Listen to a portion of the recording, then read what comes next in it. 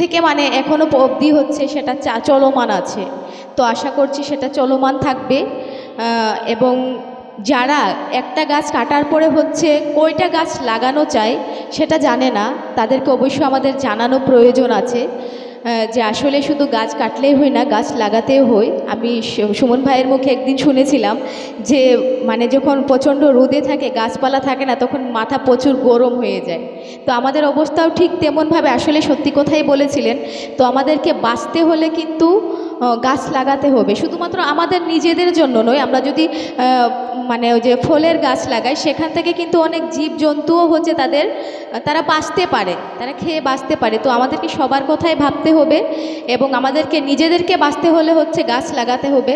সুন্দর একটা দেশ গড়তে হলে হচ্ছে গাছ লাগাতে হবে। আমরা নিজেরা গাছ লাগাবো এবং অন্যদেরকে উৎসাহিত করব গাছ লাগানোর জন্য। তো আজকে যারা এই আয়োজন করেছে তাদের সবাইকে অসংখ্য ধন্যবাদ জানিয়ে আমি আমার সংক্ষিপ্ত বক্তব্য সমাপ্ত করছি। আমরা আমাদের সুমন ভাইয়ের কাছ থেকে বাকি কথা শুনবো। ধন্যবাদ সবাইকে। সালামু আলাইকুম। অসংখ্য ধন্যবাদ।